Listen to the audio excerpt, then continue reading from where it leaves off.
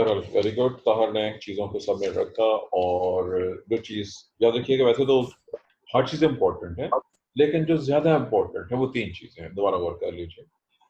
सबसे पहला important event जो हुआ है, मैं इवेंट की बात कर रहा हूँ, इस पूरे प्रोसेस में जो मोस्ट इम्पोर्टेंट इवेंट था में से एक इवेंट ये है कि वाटर मॉलिक्यूल ब्रेक हुआ है, उसके टूटने से प्रोटॉन, इलेक्ट्रॉन और वो चाइन्स बहुत कुछ हुआ और वो प्रोटॉन जो पानी के टूटने से निकले थे। अब मैं वो पॉइंट यहाँ पे साथ ही दोबारा बयान करने लगा हूँ।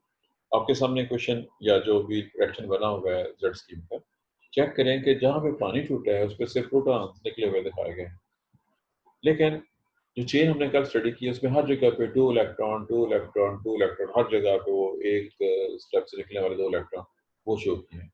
लेकिन जब आप एंड पे पहुंचे हैं तो वहां पे जाके उसके साथ आपको वो जो NADPH की फॉर्मेशन नजर आ रही है। अब जो मोस्ट इम्पोर्टेंट पॉइंट है कि ये जो प्रोटॉन थे, जहां जहां हमने शो किया इलेक्ट्रॉन ट्रेवल कर रहे हैं, वहां सिर्फ इलेक्ट्रॉन ही नहीं, वहां प्रोटॉन भी ट्रेवल कर रहे हैं। और ये इफ यू रिमेंबर मैंने उसको कल बात की थी कि ये इलेक्ट्रॉन ट्रांसपोर्ट चेन, इसमें प्रोटॉन ट्रांसपोर्ट चेन भी है, जो कि ये प्रोटॉन को भी इसके साथ प्रोसेस हो रहा है। एक बहरहाल जो हमारा पहला पॉइंट था कि जो पानी का मॉलिक्यूल टूटा, अब उसमें बाकी सब चीज़ों के साथ साथ एक ऐसी चीज़ पैदा हुई है जो हमारे लिए बहुत इंपॉर्टेंट है, वो है ऑक्सीजन। पानी के मॉलिक्यूल के टूटने से ऑक्सीजन बनती है और ये वो ऑक्सीजन है जिसको हम यानी एनिमल्स या कंज्यूमर्स यूज करते हैं, प्लांट भी इस्तेमाल करते हैं, लेकिन वो सिर्फ रात तक वो उसको दिन के वक्त खुद प्रोड्यूस करते हैं, रात को जब रेस्पिरेशन होती है तो उस वक्त वो भी इसको यूटिलाइज करते हैं। ये सोर्स है ऑक्सीजन का एटमॉस्फेयर का। सेकेंड मोस्ट इम्पॉर्टेंट इवेंट जो हमने कल स्टडी किया वो था फॉर्मेशन ऑफ ATP, और इसको हमने फास्फोराइलेशन के नाम से, बल्कि पूरा फोटोफॉस्फोरेशन, जो कि जो एनर्जी आ रही है वो सनलाइट से आ रही थी ATP के बनने का, मतलब प्लांट्स फोटोसिंथेसिस के दौरान खुद इस तरह से ATP का करके उसको अपनी बॉडी में हर काम के लिए इस्तेमाल कर सकते हैं। आखिरी जो हमने रिएक्शन, जो हम बॉडी रिएक्शन रहे थे वाला, आखिरी स्टेप में जब इलेक्ट्रॉन और प्रोटॉन पहुंचते हैं वहां पे NADP और पैराडॉक्सिन और एंजाइम जिसका नाम है NADP रिडक्टेज, इस सब चीज़ों को जोड़ के मिला के अगर जो चीज़ बनती है वो NADPH। अब मैंने लफ्ज़ बोला है NADPH, मैं पहले बता चुका हूँ कि मुख्तलिफ बुक्स में ये 3 तरीकों से लिखा गया हो सकता है, NADPH या NADPH2 या NADPH प्लस H या NADP रिड्यूस्ड, किसी भी फॉर्म में इसको लिखा जा सकता है, मुख्तलिफ ऑथर्स मुख्तलिफ तरीके से इसको लिखते हैं। और आखिरी पॉइंट जहाँ से हमने शुरू किया था जेड स्कीम के लिए लफ्ज़ था लीनियर इलेक्ट्रॉन फ्लो या लीनियर रिएक्शन। बाज़ाहिर आमजन ये क्या बंदा ये कहेगा जी ये तो लाइन में नहीं है, क्योंकि ये तो तकरीबन एन जैसी शेप नजर आ रही है या एम जैसी है या जेड जैसी। तो देखिए जब हम लीनियर रिएक्शन कहते हैं, वो जो अरेंजमेंट हमने शो की है ये जस्ट हमने इनकी पोटेंशियल एनर्जी शो करने के लिए की है। एक्चुअली ये सब चीज़ें एक लाइन में पेड़ हुई हैं। दोबारा गौर कीजिए मेरे फिक्र पे, जो जेड स्कीम आपके सामने है इसमें हमने एनर्जी लेवल साथ शो किया हुआ है। ये एनर्जी इसको आप पोटेंशियल एनर्जी कह लीजिए या उसके अंदर मौजूद एनर्जी कह लीजिए, जो भी कह लीजिए, हम एनर्जी डिफरेंस शो करने के लिए चीज़ों को ऊंचा और नीचा शो कर रहे हैं। लेकिन दोबारा मेरे पॉइंट पे गौर कीजिएगा, ये तमाम चीज़ें जिनका जिक्र यहाँ पे किया जा रहा है, जो डायग्राम में ऊपर नीचे करके दिखाई गई है मुख्तलिफ जगहों के ऊपर, practically they are all located in same thylakoid membrane. ये क्लोरोप्लास्ट या ग्रेनम की सेम मेम्ब्रेन के अंदर तकरीबन एक दूसरे के करीब करीब वाक़ होते हैं। तमाम चीज़ें करीब करीब हैं। वो अलग बात है कि कुछ मेम्ब्रेन में बाहर वाली साइड पे हैं, कुछ मेम्ब्रेन के दरमियान में करते हैं, कुछ मेम्ब्रेन के अंदर वाली साइड पे हो सकती हैं। बहरहाल ये सब चीज़ें थाइलेकॉइड मेम्ब्रेन में मौजूद हैं क्लोरोप्लास्ट के अंदर। आपने क्लोरोप्लास्ट का स्ट्रक्चर ऑलरेडी स्टडी किया हुआ है, क्लोरोप्लास्ट में भी थाइलेकॉइड्स में स्टडी किया हुआ है। यहाँ पे हमारा ये वाला रिएक्शन कंप्लीट हो गया जो हमने कल शुरू किया था, उसके ऊपर जो डिस्कशन थी वो मुकम्मल हो गई है। और ये था जी linear electron flow also non cyclic photophosphorylation. हमारा आज का क्वेश्चन, जो कि एक क्वेश्चन ज़ाहिर ये मुकम्मल हो गया, हमारा आज का जो दूसरा क्वेश्चन होगा, ये कल वाला क्वेश्चन मुकम्मल हो गया, जो आज का दूसरा क्वेश्चन है जो कि आज के लिए न्यू है, बहुत इतना बड़ा नहीं है, ज़रा छोटा है, लेकिन बहुत ही इंपॉर्टेंट है वो भी। अब उसके भी कई नाम हैं और ये मुख्तलिफ नामों से आ सकता है। फर्स्ट, साइक्लिक फोटोफॉस्फोरिलेशन, इसका एक नाम हो सकता है साइक्लिक फोटोफॉस्फोरिलेशन। मैंने तलफ़्फ़ुज़ जो किया है मैं दोबारा बोल देता हूँ, चूँकि मैं पहले बता चुका हूँ कि हमारे यहाँ मेजॉरिटी लोग जो तलफ़्फ़ुज़ करते हैं पाकिस्तान इंडिया में, मैंने वो तलफ़्फ़ुज़ वैसे से बोला है, दुरुस्त तलफ़्फ़ुज़ थोड़ा-सा इससे डिफरेंट है। फोटोफॉस्फोराइलेशन, फोराइलेशन, हम यहाँ पे फोर्लेशन पढ़ते हैं, ब्रिटिश इसका तलफ़्फ़ुज़ को फोराइलेशन, फॉस्फोराइलेशन ये इस्तेमाल करते हैं। ये एक नाम हो गया, इसी को हम साइक्लिक इलेक्ट्रॉन फ्लो कह सकते हैं, 2 हो गए। अब इसकी रीज़न कि जो हमने पढ़ा है नॉन साइक्लिक, तो ये साइक्लिक क्या है, ये क्यों? डिपेंड करते हुए आपके पास कौन-सी बुक है, उसमें डायग्राम कैसे बनी हुई है। You have to look at your diagram. इसमें एक इसका ताल्लुक इसके इंट्रोडक्शन के साथ है और ये डिस्कशन में भी आ सकता है। जब जो हमने कल सिस्टम पढ़ा है सारा का सारा, जिसकी आज कंप्लीट एग्ज़ाम मुकम्मल हो गई है, उसमें हमें हर वो चीज़ मिल रही है जो हमें चाहिए। पानी टूट रहा है, ऑक्सीजन पैदा हो रही है, एटीपी बन रही है, एनएडीपीएच बन रहा है। ये सब कुछ जब वहाँ पे हो गया है, तो फिर इस रिएक्शन की क्या ज़रूरत है? What is need of cyclic photophosphorylation? जी, किसी ने इसके बारे में पहले से पढ़ा हो, सुना हो, याद रखा हो, तो बताना चाहता हो? Anyone with any answer?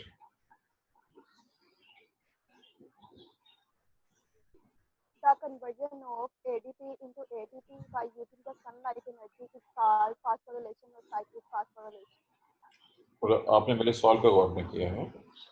मेरा क्वेश्चन ये है, जब जो हम पढ़ चुके हैं जी स्कीम, उसमें हर वो चीज़ जो फूड सिस्टम में होनी चाहिए, हो रही है, जो चीज़ हमें चाहिए वो बन रही है।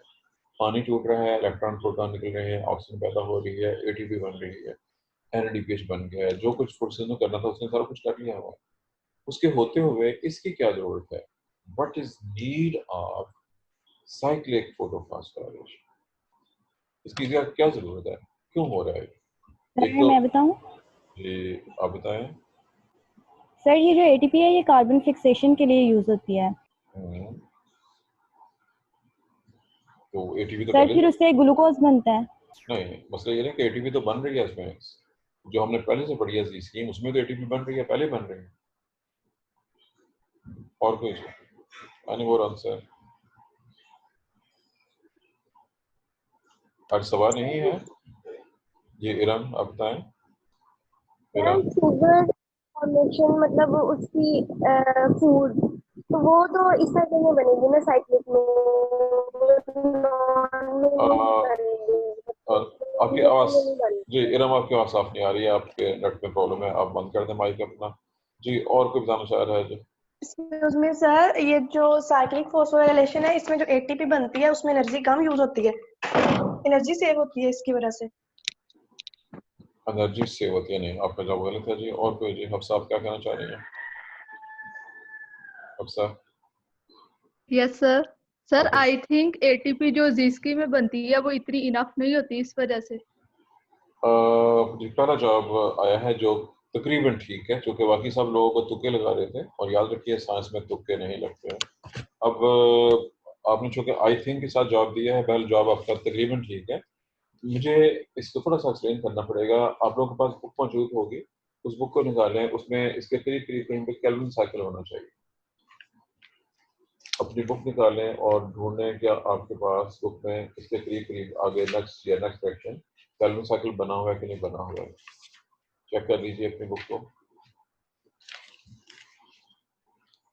सब बच्चे अपनी बुक में से इससे नेक्स्ट या उससे नेक्स्ट क्वेश्चन केल्विन साइकिल होना चाहिए, और देखें कि क्या आपके पास केल्विन साइकिल मौजूद है या नहीं है, और अगर है तो उसमें वो चीज़ जो मुझे चाहिए मैं आपको बताऊँ। जी, सबसे पहले साइकिल निकाल के देख लें। साइकिल मौजूद है आप लोगों के पास? कोई जवाब नहीं आ रहा है। जी साथ मौजूद है। चलो, अपने अपनी बुक के साइकिल को गौर से देखना है और मुझे बताना है क्या आपकी बुक का वो कार्बन है, एलबी है, जौन सी भी है, उसमें उसने साइकिल में जहाँ पे साइकिल बना हुआ है कंप्लीट, ये शो किया हुआ है कि उसमें कहाँ कहाँ पे कितने स्टेप हैं जिसमें एटीपी यूज हो रही है, कितने स्टेप हैं जिसमें एनएडीपीएच यूज हो रही है, और कितनी यूज हो रही है, ये बताना है मुझे आप। जिनके पास जो भी बुक है, अपनी बुक को सामने रख के आपने मुझे बताना है कैल्विन साइकिल में क्या आपकी पहले बात ये बता दें कि आपकी बुक ने शो किया है कि नहीं किया हुआ, कितनी एटीपी कहाँ यूज हो रही है और कितनी एनएडीपीएच कहाँ यूज हो रही है, क्या आपकी बुक ने ये शो किया हुआ है या नहीं किया हुआ है, फिर सिर्फ ये बताना। जी सर, शो किया हुआ है। जी तार ये कह रहे हैं शो किया हुआ है, और कोई बताना चाहता हो जी? चलें, अब तार आप ही ने बताना है, जो सर बुक आपके पास है एक या एक से ज्यादा, आप बताएंगे कि कैल्विन साइकिल में टोटल कितनी एटीपी यूज हुई है, एक साइकिल में टोटल कितनी एटीपी कंज्यूम हुई है। जी ताहर। सर इसमें 12 टाइम एक जगह पर लिखी है और 6 टाइम एक जगह पर लिखी हुई है। आपकी आवाज कटी है। 12 एक जगह पे लिखी है 12 और दूसरी जगह पे कितनी है?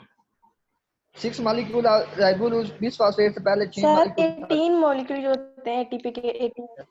ये अब ज्यादा बच्चे बोलना शुरू हो गए हैं जी। ये दूसरा जवाब गालबन सर 18 18 मालिकूल। ये हानि ये नाम क्या है जी आपका? हिनियाल मुझे पढ़ा जा रहा है, यही नाम है आपका? क्योंकि ये नाम अननोन है, मैंने इससे पहले नहीं देखा हुआ क्लास में आपको। Who is हिनियाल? सर हिनायल है वो मैं हूँ। ये आपने अपना नाम चेंज कर लिया फिर? हिनायल? Yes Is it? सर। ये Hina Afzal? It is Hina Afzal? Yes sir, मैं हिना अफजल हिनायल मेरा ही नाम है। वो अपने नाम को ठीक रखें ना, जो आपका ऑफिशियल नेम है उसको उसी में रखें। मैं पहले कह चुका हूँ, आपने अपने जी सर। असल नाम और असल रोल नंबर के साथ आपने लॉग इन करना होता है। चलो ठीक है जी। हिना ने जवाब दिया है, आज बहुत दिनों बाद हिना का जवाब दुरुस्त हुआ है। पर ये चूंकि आपकी बुक में मौजूद है, दोबारा चेक कर लीजिएगा। दो जगह पे वो, चूंकि याद रखिए कि मुख्तलिफ लोग यानी मुख्तलिफ ऑथर्स साइकिल को मुख्तलिफ तरीकों से ड्रा करते हैं। तरीकों का मतलब है, कुछ लोग 3 कार्बन से शो करते हैं, कुछ लोग उसको 6 कार्बन से, कुछ लोग एक ग्लूकोज पा रहे होते हैं, कुछ लोग कुछ और प्रोडक्शन शो कर रहे होते हैं उस जैसे। बहरहाल आपके मुताबिक आपकी बुक ने 18 मॉलिक्यूल ऑफ एटीपी शो की है। अब अगला पॉइंट आपसे हिना ने बताना है, एनएडीपीएच कितने यूज हुए एक साइकिल में, कितने एनएडीपीएच यूज हुए? सर 12 एनएडीपीएच यूज हुए हैं। जी बिल्कुल ठीक है, आपकी दूसरी बात भी ठीक होगी। अब दोनों फिक्रों को जरा गौर से सुनिए। एक कैल्विन साइकिल में जब ग्लूकोज का एक मॉलिक्यूल बनेगा, उसके बनाने के लिए 18 मॉलिक्यूल एटीपी के और 12 मॉलिक्यूल्स एनएडीपीएच के यूज हो रहे हैं। ठीक होगी बात? अब वापस आ जाएं और जेड स्कीम में पहुंच जाए। जेड स्कीम हम ऑलरेडी पढ़ चुके हैं, हम जेड स्कीम को ऑलरेडी स्टडी कर चुके हुए हैं। चेक करें, जेड स्कीम में जितने एटीपी बन रही है उतनी ही एनएडीपीएच बन रही है। फिक्रे पे दोबारा गौर कीजिए। अगर हम 2 इलेक्ट्रॉन के लिहाज से देख रहे हैं तो आप देखेंगे जब 2 इलेक्ट्रॉन फ्लो कर रहे होते हैं हमारी इलेक्ट्रॉन ट्रांसपोर्ट चेन में, जी स्कीम के अंदर, तो उसमें जितने मॉलिक्यूल एटीपी के बन रहे हैं उतने ही मॉलिक्यूल एनएडीपीएच के बन रहे हैं। अगर फर्ज कीजिए 10 एटीपी बनेंगी तो 10 ही एनएडीपीएच बनेंगे। अगर 100 एटीपी बन रही हैं तो 100 ही मॉलिक्यूल एनएडीपीएच के बनेंगे, इक्वल बनेंगे। बहुत आसान स्टेटमेंट दोबारा सुन लीजिए। जी स्कीम में एटीपी और एनएडीपीएच के मॉलिक्यूल इक्वल तादाद में पैदा होते हैं। अब पैदा दोनों हो रहे हैं बराबर, जरूरत एटीपी की ज्यादा है। फिक्रे पे फिर गौर कीजिए, मॉलिक्यूल दोनों इक्वल पैदा हो रहे हैं but cell needs more ATP. 12 के मुकाबले में 18, अगर 12 एनएडीपीएच चाहिए, एटीपी ज्यादा चाहिए। ये है नीड। उस वजह से नेचर कुछ टाइम के लिए नॉन साइक्लिक फोटोफॉस्फोराइलेशन को स्टॉप कर देती है और साइक्लिक फोटोफॉस्फोराइलेशन शुरू हो जाती है। उसमें सिर्फ एटीपी पैदा होती है, एनएडीपीएच नहीं। अब इस तरह जब काफी एटीपी पैदा हो जाती है तो फिर उसको स्टॉप कर दिया जाता है और दोबारा जी स्कीम चलना शुरू हो जाता है। अब हमने सिर्फ साइक्लिक फोटोफॉस्फोरेशन को स्टडी करना है। इसमें जो रिएक्शन सेंटर है वो फोटो सिस्टम 1 है।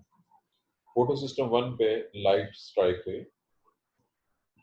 लाइट की स्ट्राइक होने से इलेक्ट्रॉन निकले, वो पैराडॉक्सन तक गए, वहां से वो निकले और साइटोक्रोम बी तक जा रहे हैं, वहां से आगे cytochrome F, cytochrome PC onward.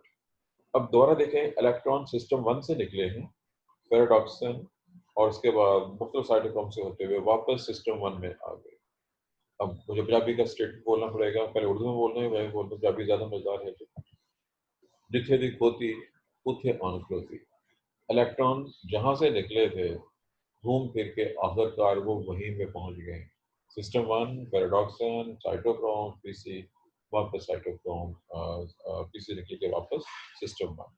अब चूंकि इन इलेक्ट्रॉन्स ने एक साइकिल में अपना पाथ मुकम्मल किया है, इसलिए इस प्रोसेस को कहेंगे साइक्लिक इलेक्ट्रॉन फ्लो। इसमें चूंकि एटीपी बन रही है, ये एटीपी के बनने का अमल साइक्लिक फोटोफॉस्फोरिलेशन है। और जैसे मैं पहले कह चुका हूँ कि जब काफ़ी सारी एटीपी बन जाएगी तो फिर इसको स्टॉप कर दिया जाएगा और दोबारा नॉन साइक्लिक फॉस्फोरिलेशन जो है वो होना शुरू हो जाएगी। ये दोनों सिस्टम अटैच्ड हैं।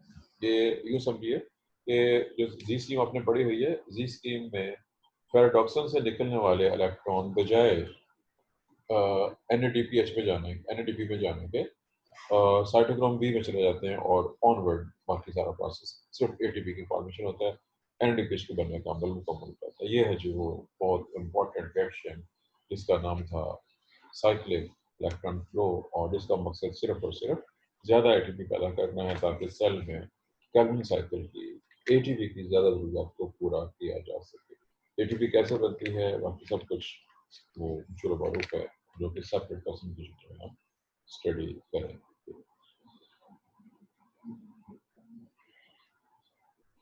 जी, इज इट क्लियर? कोई क्वेश्चन इसकी हद तक? और ये याद रखिएगा कि जब जी स्कीम होती है तो उस वक्त ऑक्सीजन इवॉल्व हो रही होती है, इसमें ऑक्सीजन पैदा नहीं होगी क्योंकि पानी का मॉलिक्यूल नहीं टूट रहा था। फोटो सिस्टम 1 के साथ पानी के टूटने का कोई लिंक मौजूद नहीं होता।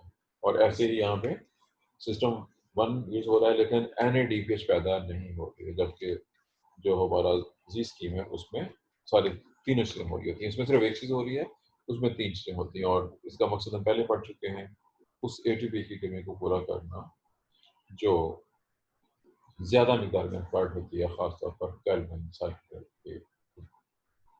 दिस इज ऑल अबाउट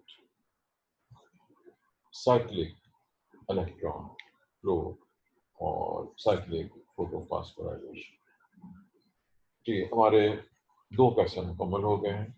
अब हम अगले हेडिंग की तरफ जाएंगे, लेकिन आगे जाने से पहले एक बार फिर अंदलीब से पूछते हैं कि यहाँ तक जो कुछ हमने पढ़ लिया, कोई और क्वेश्चन जो आपकी नज़र में हो या किसी और बच्चे ने क्वेश्चन पेपर चेक किए हों, कोई क्वेश्चन जो रह गया हो इससे रिलेटेड जो अब तक हम स्टडी कर चुके हैं।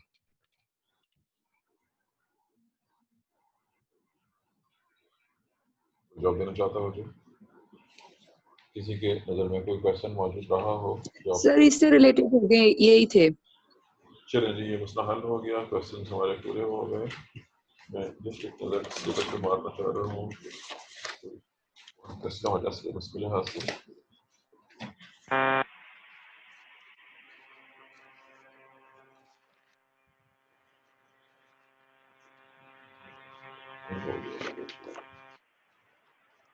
फोटोसिंथेसिस पे हमने जो पढ़ा है जी, ब्लड ट्रांसपोर्ट फॉस्फोरिलेशन मुकम्मल हो गया जी। हमारा नेक्स्ट हेडिंग है जी dark reaction, Calvin cycle. Dark reaction और केल्विन साइकिल, ये हमारा नेक्स्ट टॉपिक है सिलेबस के PMS। इस साइकिल का पूरा नाम केल्विन साइकिल के अलावा Calvin Benson cycle. Calvin main scientist था, इसका जो दूसरा बंदा मोस्ट इम्पोर्टेंट जो साथ काम कर रहा था वो बेंसन था, इसलिए ये उनकी नामों के मुश्तरका नामों के बेस पर पूरा नाम, लेकिन मशहूर केल्विन साइकिल के नाम से ही है क्योंकि केल्विन मेन साइंटिस्ट और मेन रिसर्चर था, जिसकी लैब में ये सारा कुछ हो रहा था, जिसके कंट्रोल में सब कुछ हो रहा था। अब इस नाम से पहले से वाकिफ है एक और लफ्ज़, क्या आपने C3 साइकिल का नाम इससे पहले सुना है कभी? तो पढ़ा है, ये समझते हैं कि C3 साइकिल क्या चीज़ है? जी सर, C3 बात हो। जी ठीक है जी, तो आपने जवाब दे दिया जी। और कुछ जवाब देना चाहता हो? Do you know what is C3 cycle? चलिए फिर एक पॉइंट मेरी तरफ से सुन लीजिए। एक बहुत क्वेश्चन है जो कि रिपीट भी हुआ है। ये क्वेश्चन 2 वर्डिंग में रिपीट हुआ है। एक है जी differentiate C3 and C4 pathway, या डिफरेंशिएट या एक्सप्लेन C3 C4 या कंपेयर C3 C4। और कुछ किताबों में या कुछ ऑथर्स ने या कुछ पेपर्स में compare C3 and C2 plants. अब ये चूंकि वजाहत तलब है, ये हम उस वक्त कर सकेंगे, अभी चूंकि हम पहले स्टेप में हैं, अभी हम C3 को पढ़ने लगे हैं। इसके बाद C3 और C4 की बारी आएगी। सॉरी, C4 या C2 जो है वो एक ही चीज़ है जिसको बाद में डिस्कस करेंगे। पर मैंने आपको पहले से याद करा दिया कि जो हम पढ़ने लगे हैं ये ना सिर्फ खुद क्वेश्चन है, बल्कि इसका कंपैरिजन भी आना है। कंपैरिजन पॉसिबल है C4 प्लांट के साथ और कुछ ऑथर्स के मुताबिक C2 के साथ। ये हम अभी बाद में डिस्कस करेंगे। इस रिएक्शन की डिस्कवरी के हवाले से मैं कुछ पॉइंट्स बताना चाहता हूँ। ये 1960s का ज़माना है जब ये प्रोसेस जो है डिस्कवर हो रहा था। उस वक्त दो चीज़ों की यूटिलाइजेशन की गई। आप आई एम श्योर कि आप इस बात से वाकिफ हैं, व्हाट आर रेडियो आइसोटोप्स। आप सब लोग रेडियो आइसोटोप से वाकिफ, श्योर ऐसा ही है? आप लोग समझते हैं रेडियो जी। याद रखिए कि फोटोसिंथेसिस में हमारे पास तीन इम्पोर्टेंट एलिमेंट्स हैं, कार्बन, हाइड्रोजन और ऑक्सीजन। जौन सा भी चाहे यूज किया जा सकता है, लेकिन एक केमिकल ज़्यादा इम्पोर्टेंट है और वो है कार्बन। इसकी वजह ये है कि जो वैसे तो एक्सपेरिमेंट हम पढ़ चुके हुए हैं, इनका जिक्र हो चुका हुआ है कि पानी टूटता है, पानी में से हाइड्रोजन शामिल होती है, ग्लूकोज के अंदर ऑक्सीजन रिलीज हो जाती है, CO2 में से कार्बन ऑक्सीजन दोनों यूज होते हैं। लेकिन बहरहाल सबसे आसान एक्सपेरिमेंट जो इस सिलसिले में डिवाइस किया गया वो ये था, जिसमें प्लांट्स को ऐसी CO2 प्रोवाइड की गई जिसमें कार्बन 12 की बजाय कार्बन 14 यूज किया गया। फिर सुन लीजिए, जो सिंपलेस्ट मेथड था पॉसिबल, उस एक्सपेरिमेंट में उन्होंने पौधों को, प्लांट्स को ऐसी CO2 प्रोवाइड की जिसमें कार्बन 14 यूज की थी, यानी C14O2 ऑक्सीजन। फिर अगला स्टेप है, मैं एक लफ्ज बोल रहा हूँ, आपने बताना है कि क्या आप केमिस्ट्री में कहीं पे ये लफ्ज पढ़ चुके हैं कि नहीं। लफ्ज है क्वेंच या क्वेंचिंग। Quench, QUENCH। क्या केमिस्ट्री में है, क्योंकि आप लोग काफी सारे बच्चे पढ़ चुके हैं, कहीं पे भी ये लफ्ज यूज हुआ है, क्वेंच या क्वेंचिंग। ये रिसर्च के हवाले से है वैसे बेसिकली, और हिस्ट्री के हवाले से भी है, हिस्ट्री के हवाले से। आंसर चलिए सुन लीजिए। लेकिन सुनने से पहले एक और सवाल है, ये भी आप वाकिफ है। एक होता है जी A is control to B, और कोई और action X control to Y. अगर न्यू का रिएक्शन तो सिंपल रिएक्शन होता है। कुछ रिएक्शन कॉम्प्लिकेटेड होते हैं। हमने कॉम्प्लिकेटेड रिएक्शन में दो नाम पढ़े हुए हैं। एक नाम था लीनियर, जिसको हमने जी स्कीम में स्टडी किया, वो लीनियर रिएक्शन था। और अब लफ्ज है साइक्लिक रिएक्शन, कैल्विन साइकिल। क्योंकि आपने कैल्विन साइकिल पहले से देखा होगा है, या अब लोगों ने क्रेब्स साइकिल भी पढ़ा होगा है। साइकिल में आप जहाँ से शुरू करते हैं आखिरकार आप वहीं पे पहुंच जाते हैं, साइकिल होते हैं। साइक्लिक रिएक्शन में बहुत से रिएक्शन स्टेप बाय स्टेप होते हैं और आखिरी रिएक्शन वापस पहले रिएक्टेंट के साथ आके अटैच हो जाते हैं। अगर आप किसी पेचीदा चीज को स्टडी कर रहे हो, उसको स्टडी करने के बहुत से मेथड हैं। वैसे जो डिवाइस किया था कैल्विन, उसके साथ में उन्होंने कार्बन डाइऑक्साइड ली C14 वाले, प्लांट को प्रोवाइड किया, और मुख्तलिफ टाइम पे, फर्स्ट सपोज कर लिए 1 मिनट बाद, 2 मिनट बाद, 3 मिनट बाद, 5 मिनट बाद, उन्होंने मुख्तलिफ एक्सपेरिमेंट के दौरान रिएक्शन को स्टॉप कर दिया। स्टॉप करने के बहुत से मेथड हैं। एक मेथड, इसका लफ्ज मैंने सवाल किया, क्वेंच, क्वेंच कर दो। अब क्वेंचिंग के बहुत से मेथड होते हैं। एक मेथड कि फर्स्ट कीजिए, प्लांट सेल आपने लिए हुए हैं, LGM सेल के तौर पे पानी में रखे हुए हैं, आपने उसको CO2 प्रोवाइड किया है कार्बन के शक्ल में, CO2 14 वाले, और 1 मिनट बाद आप फोर्सेस को रोकना चाह रहे हैं। आपके ख्याल में क्या तरीका सवाल हो सकता है, हम कैसे रोक सकते हैं फोर्सेस, हम रिएक्शन को कैसे स्टॉप कर सकते हैं? जब आज का सवाल पूछा आपसे क्वेंचिंग के हवाले से, आपके ध्यान में अब, क्योंकि दीज आर थिंकिंग क्वेश्चन, कोई जवाब देना चाहता हो? No answer. सर जो जी जो अस्पताल लाइट सोर्स है उसको रिमूव कर दे या खत्म कर दे। लाइट सोर्स को रिमूव करेंगे तो जो पहले से एटीपी एनर्जी बनी है वो तो चलती रहेगी, रिएक्शन चलता रहेगा फिर से। चलें बहरहाल गुड कि चूंकि ये चीज़ इंडिकेट कर दिया है कि आप सोचते भी हैं। असबा ने सवाल का जवाब दिया जो थिंकिंग पर्सन था। इट मीन्स असबा में सोचने समझने की सलाहियत मौजूद है। और दूसरी बात अलग है कि वो जवाब दुरुस्त है या नहीं देखा, उसने सोचा। और साइंटिस्ट हमेशा ऐसे ही सोचते हैं। जी हाँ जी, आप कुछ कहना चाहते हैं? है ना, सॉरी जी,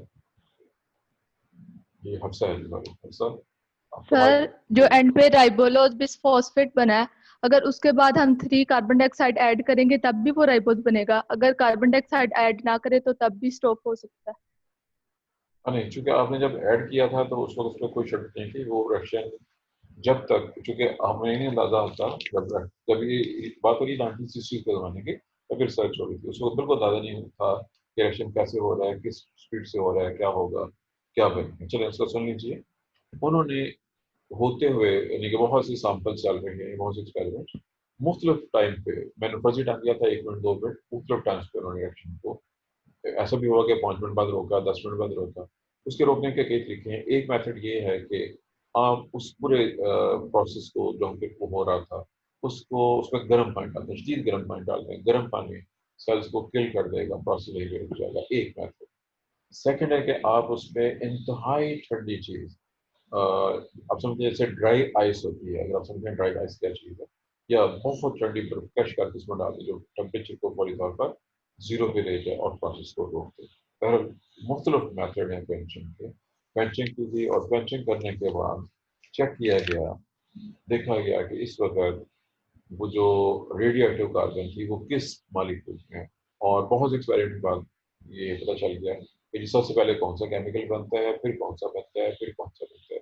ये वो डिस्कवरी। और याद रखिए इनिशियली सिर्फ 6 सब डिस्कवर हुए थे और बाद में बाकी सब कंप्लीट हो गया कि ये ऐसे ऐसे हो रहा है, क्योंकि कुछ चीज़ें शॉर्ट टाइम के लिए बनती हैं और फिर कन्वर्ट हो जाती हैं नेक्स्ट स्टेप में। पर ये सिर्फ अभी तारुफ हुआ है कि किस तरह से डिस्कवर किया उन्होंने इस पूरे प्रोसेस को, कार्बन साइकिल।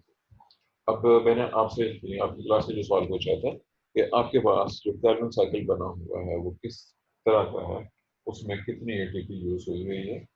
आपने जो जॉब किया था, आपकी क्लास के जॉब आए थे, उसमें जॉब था इसमें 12 मालिक्यूल्स NADPH के और 18 मालिक्यूल्स ATP के यूज हुए। लेकिन क्योंकि आपके पास आ रहे कि वो जो 2 मुख्य बुक्स हैं, आपके सिलेबस में बहुत सी किताबें हैं और मार्केट में भी बहुत सी इनके अलावा जो आपके पास है और किताबें अवेलेबल हैं।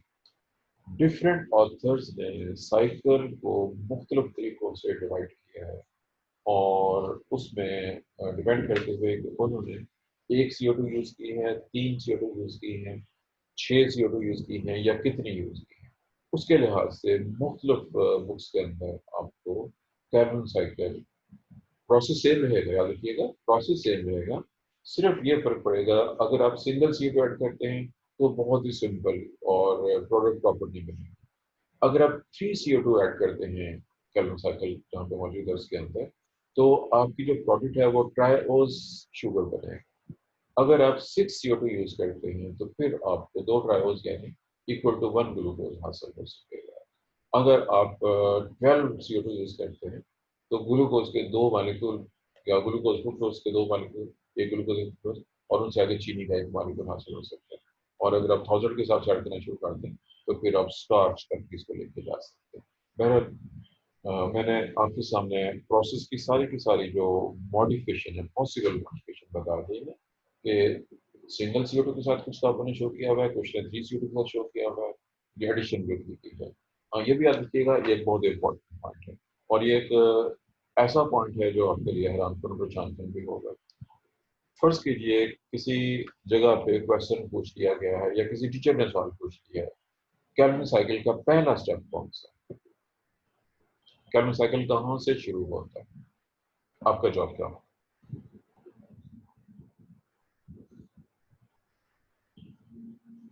What is the first step of Calvin cycle? अगर ये क्वेश्चन फर्स्ट कीजिए कोई एग्जामिनर आपसे पूछ लेता है या पेपर में सवाल हो जाता है, describe first step of Calvin cycle, तो आप उसके जवाब में क्या बताएंगे? क्या लिखें? The carbon fixation. Carbon fixation आप क्या करें, यानी CO2 ऐड हो रही है पहले से मौजूद किसी कंपाउंड के अंदर, आप ऐसे यही कहना चाह रही हैं? Sir light independent reaction start होता है सबसे पहले। ये तो सारे के सारे जो कैलोरीन साइकिल है वो सारे के सारे लाइट इंडिपेंडेंट। और carbon fixation. दोबारा जी, किसने क्या कहा है? फिर हम और कोई जी? सर कार्बन डाइऑक्साइड फिक्स होता है इनऑर्गेनिक से ऑर्गेनिक की तरफ। जी चलें, 2-3 लोगों का जवाब आ गया जी, और कोई जवाब देना चाह रहा है? चलें, अब मैं एक और सवाल पूछूंगा। हफ्ते का पहला दिन कौन सा है? हफ्ता वीक, वीक का पहला दिन कौन सा है?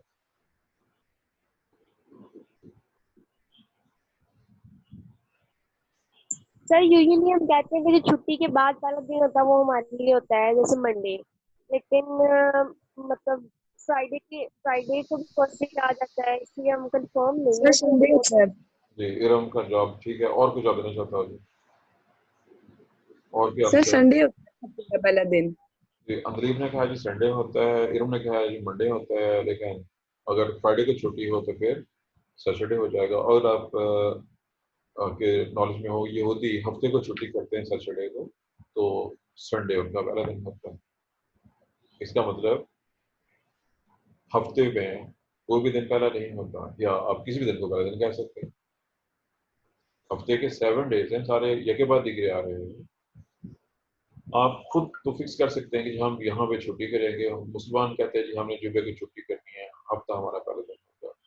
क्रिश्चियन कहते हैं जी हमने संडे को छुट्टी करनी है, मंडे हमारा पहला दिन होगा। ज्यूस कहते हैं हमने सैटरडे को छुट्टी करनी है और संडे हमारा हफ्ते का पहला दिन होगा। इट मीन्स हफ्ता हफ्ता ही है, हफ्ता साइकिल है, और साइकिल का कोई पहला, मैं अगला सवाल पूछता हूँ वो भी ऐसा ही है। साल का पहला महीना कौन सा होता है? साल शुरू कहाँ से होता है? सर अगर देखा जाए तो जनवरी होता है, और अगर इस्लामी लिहाज से देखा जाए तो मुहर्रम उल हराम होता है। अब ये दोनों मैच नहीं करते, ये तो डिफरेंट हो गए, क्योंकि जो जनवरी फरवरी मार्च वाले हैं ये सोलर मंथ। जनवरी फरवरी यस सर, मार्च वो सोलर है, सोलर है। सूरज की बेस पे करता है। आपने उसको वो कर दिया। और जो मुहर्रम वाला है, मुहर्रम सफर इस्लामिक वो साल है, ल्यूनर है। वो ल्यूनर है, चांद की बेस पे है। अब ये दोनों तो डिफरेंट हो गए। पहले बात ये है कि यहाँ पे इख्तिलाफ हो गया कि साल शुरू कहाँ से करना है। हमारे तो साल ही मुख्तलिफ, साल भी मुख्तलिफ हो गए और साल का पहला महीना मुख्तलिफ हो गया। अब अगले पॉइंट में आते हैं। आई एम श्योर कि आप लोग थोड़ी बहुत पंजाबी जानते होंगे। आप समझते हैं कि इंडिया, पाकिस्तान इंडिया दोनों बर्र सगीर की बात हम कर रहे हैं। बर्र सगीर में जो हमारा लोकल सिस्टम है महीनों का, सालों का, वो कौन सा है और उसमें पहला महीना कौन सा? सर वो नहीं पता हमें। जी अंदलीब ने कहा नहीं पता। और कोई गाँव से आता हो जिसको थोड़े बहुत पंजाबी भी आती है ज़रा? चेतर जी चेत जी ठीक है जी, बिल्कुल बिल्कुल चेत ठीक है जी। इरम का जवाब बिल्कुल ठीक है जी। इरम चूंकि गाँव से आती है। आपका गाँव कौन सा है इरम? कालो थे। कालो, अच्छा नज़दीक है, ठीक है, वेरी गुड। इरम का जवाब दुरुस्त है। जो हमारा लोकल की बात कर रहा हूँ, लोकल का मतलब है बर्र सगीर में, पाकिस्तान इंडिया में जो देसी महीने हैं, मैं उनका नाम बोल देता हूँ। अगर आप वाकिफ हैं, चेत, बैसाख, जेठ, हाड़, सावन, भादो, ये नाम आपने सुने होंगे मेरा ख्याल। अब ये यहाँ पे ये है तो वही 12 महीने हैं पूरे, लेकिन ये चेत से शुरू हो रहे हैं और चेत जनवरी नहीं होता है, ये आगे पीछे है। अब दूसरे लफ्ज़ों में ये कह लीजिए कि साल का कोई भी महीना फिक्स नहीं है। पहला महीना कौन सा है, हमने खुद, ये चीज़ें क्या है, ये हमने खुद फिक्स की हैं कि हम इसको यहाँ से स्टार्ट कर रहे हैं। कोई भी साइकिल, कोई भी साइकिल, खा वो साइकिल पहिए वाला, जो साइकिल का पहिया होता है, उसका कोई स्टार्टिंग पॉइंट नहीं होता है। हम खुद फिक्स करते हैं आर्बिट्रेरी साल से मैथड से कि हम जनवरी से शुरू करेंगे, या हम चेत से शुरू करेंगे, या हम मुहर्रम से शुरू करेंगे। ऐसे ही हफ्ते का कोई दिन फिक्स नहीं है, हफ्ता यहाँ से शुरू हो रहा है। हफ्ते के सब दिन इक्वल हैं। साइकिल जहाँ से शुरू होता है वहीं खत्म हो जाता है। इसलिए अगर कोई ये कहे कि ये एग्जैक्ट पहला स्टेप है, एब्सोल्यूट, मैं एब्सोल्यूट की बात कर रहा हूँ, तो उसकी बात दुरुस्त नहीं होगी। Calendar cycle is a cycle, इसका कोई स्टेप पहला स्टेप नहीं है। लेकिन हम इसको क्यों पहला स्टेप कहते हैं, जो इन्होंने जवाब दिया था, जहाँ पे CO2 फिक्स हो रही है, उसकी रीजन, क्योंकि साइकिल तो सारे का सारा साइकिल टाइम खत्म हो रहा है, इसलिए 10 बज गए पूरे, हमारा प्रोसेस अब डेली क्लास का टाइम हो गया है, we are going to start it, process होने चलेगा जी। चलें जी, अल्लाह हाफिज़। ये 10 बजे खत्म होगी ना क्लास आपकी? जी सर 10 बजे। चलें, अल्लाह हाफिज़।